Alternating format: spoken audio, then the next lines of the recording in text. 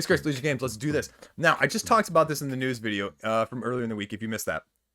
What I wanted to do was, I talked about in that video, looking back at my top games for 2021, and just saying, okay, where are my top games from 2021? Are they still in my collection? Where are they? How much have I played them since I rated them? You know, that sort of thing. I was doing it sort of when I was talking about the mind management. You saw the little like thing at the top of mind management that was like, this is the number whatever ranked game by all of these other people. And so, you know, yeah, utilizing that to good extent. And I said, you know what? It's been a year, right? It's been a year on crowdfunding. Not only should we be looking back at what the top games of 2021 were, but where are all of the hyped big name games of 2021 on crowdfunding? Where are they now? Are people getting them? Are they still as hyped? Are people still as interested? Should you be more interested, less interested? You know, what's happened with them since then? Because I think we should be looking back a little bit instead of always looking forward as well. People always, you know, say and accuse me of, you know, cult of the new, cult of the hot. Well, yeah, I mean, I like talking about that stuff, but a lot of these we don't even have yet. So let's take a look back, see. And this time, since, you know, I didn't do this for January, we're going to combine January and February. So this is going to be a little bit longer of one, but hopefully I'm going to do this on a month-by-month basis, looking back and saying, well, how do I feel about it now? Because, you know, maybe the hype train isn't as hot. Maybe my tastes have changed. Maybe your tastes have changed. Maybe it's been delivered and we can say, okay, well, it got this amount of hype and it got this amount of feeling. Or, you know, how does that relate? Was the hype higher and the rating lower, or was the hype really low and then it surprised people and people are all over it? So let's take a look at January and February, looking back, time capsule wise, Liege game style. And as always, I'm remembering to do this at the beginning of the video for once. Smash the subscribe button, make me go viral, hit the like button, make a comment, help the algorithm, help me go viral, help me get to 10K in 2022. Because if I can get to 10K, I'm going to do a big giveaway. I think I'm going to do it. I'm going to reach out to some publishers and we're just going to try and do a big giveaway and see, you know, if somebody will support me. I don't know. Somebody will. If not, I'll pay for it myself. Screw it. Oh, whatever. I'll give away. I'll just give away. I have a whole section over here that I will just give away. I'll figure it out. I got a couple people that I've got eyes on too that'll maybe just end up with a game at their house, and if I end up with their address one of these days too, because people deserve good things. Let's do this. So let's just make this spicy right at the beginning. Awaken Realms, ISS Vanguard, almost $5 million, ended their funding in January of 2021. Okay. Projected date, August 2021. How do I know? Because I just went and looked, right? August 2021. Yeah, right. Okay, first wave, not even close. Second wave shipping, June. 4 months from now, second wave is going to be shipped. Yeah, right? And then 5 months later, so by November of this year, you're going to have all the second wave foreign editions. Yeah, no, I don't think so. So, latest update, you basically have the latest edition of the rulebook. But it's still a work in progress. Yeek. You're not going to get this in 2022, folks. It's not going to be coming to you this year, and that's first wave is my guess. And, you know, that's okay. But the pledge manager just closed just over a month ago. And so that's why I don't think you're going to get it in 2022. Am I still excited for it? Yeah, because I think this has the best makings of anything not named Nemesis from Awaken Realms. I do. This is non-Euro thematic, Amerithrash type style exploration. And it's what I want. And so am I still excited about it? Yes. Is my hype comparatively a 10 back then? My hype is probably a 7 or 8 right now. And that's okay because I have plenty of other stuff that fits this nature between now and then. You know what? I like that rating scale I just came up with. Let's go back to it on the next project. Okay. Speaking of things, Primal The Awakening. One of the other few on this list that I actually ended up backing as an all-in from Reggie Games. Where are things at, though, right now? Well, for that March 2022 delivery date, it's not looking so hot. They only have less than half of the expansion stretch goal stuff done, not even all of the core stuff done either. So, you know, again, this is one where I go, I don't think you're going to get this in 2022. Now, they're getting samples from manufacturers, they say, and it's kind of a mixed product, it sounds like. And they've picked, though. So, again, updated timeline. They say, you know, September of this year. Again, I'm going to put that as the under. I think it's going to be over that. I think you're going to be lucky to get it by December. I think you could see this at the very beginning of 2023. Am I as hyped for this? Yes, because I have nothing else like it. Yes, because I think it's different in the dynamics and the mechanics, and I like what it's doing in the combat.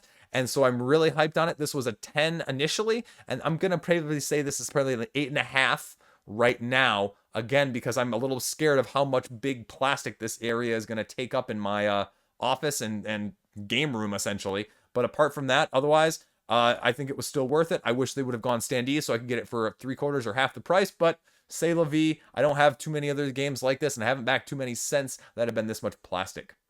So, Radlands. Roxley's 2-player game that has come out, that has hit the ground running, dueling game that has supplanted a lot of the other dueling games out there and made it unique enough that people are super excited by it. Now, again, do you need the deluxe or the super deluxe edition, whatever it was, for all these plastic cards with the upgrades and the magnetic box? No, I have the retail edition coming to me in about a week or so. Because this is my type of ilk. I love this type of game. I should have backed this on Kickstarter. $40 for the Kickstarter price was great, but I think the deluxe edition was at least $60 post-campaign. So that's why I went with the retail, because the retail was like $18. Right? So if the retail edition is good, I mean, I'm all set. Because, again, how many games do you play enough of that you're actually worried about wearing the cards out, folks? How many? People are like, I need to keep my cards pristine and I need to sleeve them. For the game that you play 3 times in a year and a half? Yeah, I thought. Anyway, and I know that about myself, so I'm willing to save the money, and that's why I needed to get it, and I got it from the retail, and that's, again, a scarcity on this channel. But pre-hype, probably a 6. Post-hype, now, interest for me, probably an 8.5 or a 9. So that's an improvement on this one.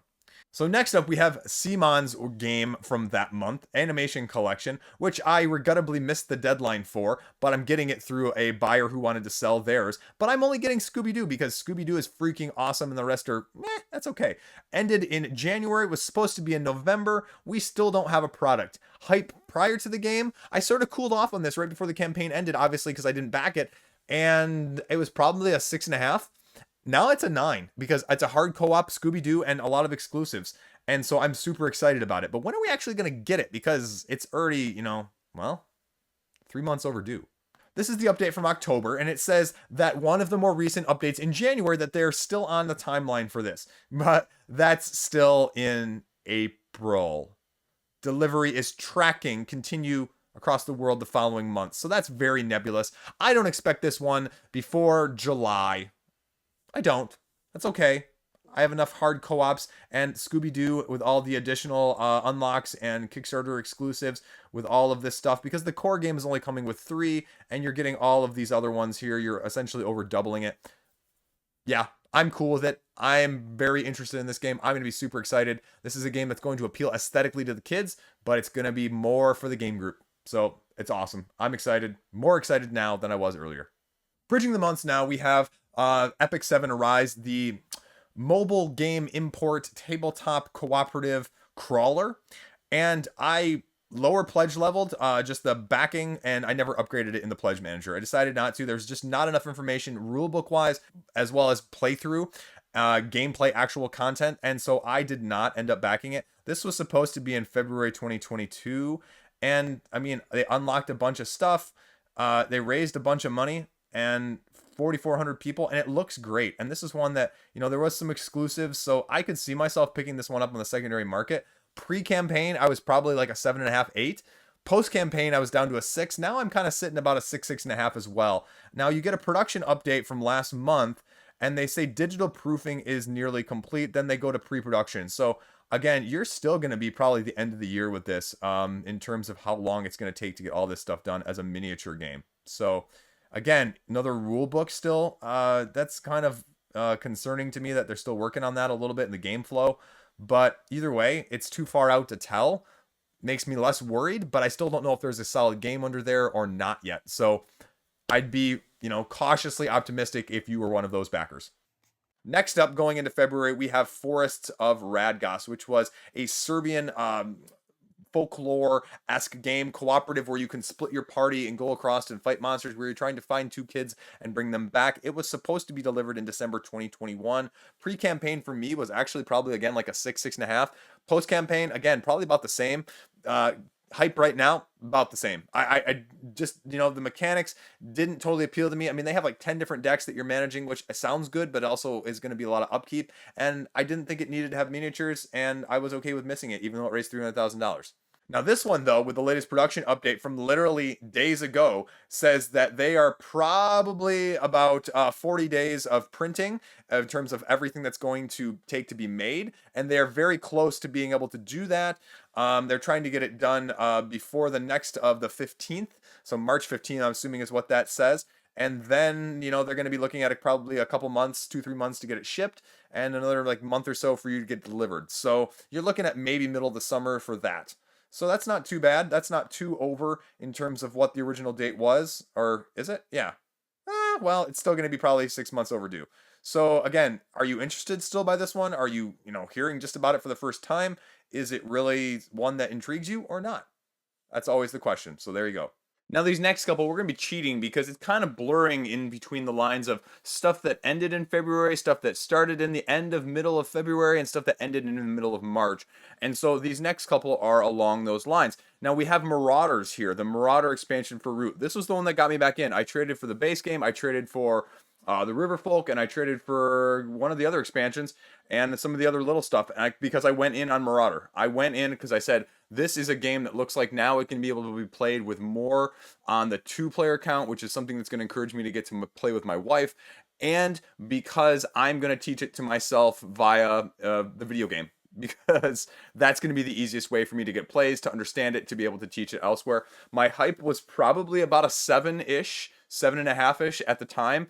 It's probably, maybe if it was 7.5 before, it's a 7 now, because I just haven't done it from a digital standpoint.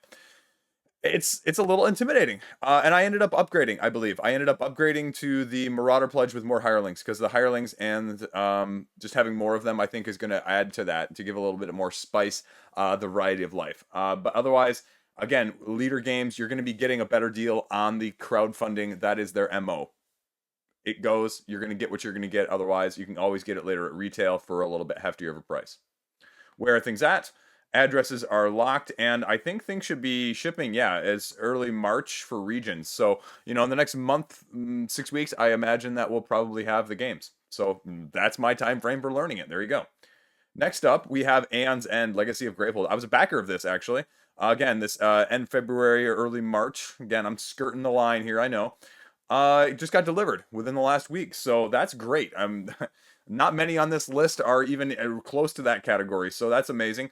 It's basically Aeon's End Legacy 2, if you want to look at it like that. Only one of the guys in my game group got it too. He's another big Aeon's End fan, and he said that they started playing it, unlike Aeon's End Legacy number 1, which basically handholds you, through the beginning especially. This does not. This does the opposite of it. So if you're looking for a step up, a real challenge, I'm really excited by this. Now, again, I have to play the first one still, so yeah. The hype was probably like a 7.5-ish for me initially. I'd say this is probably a 9 now.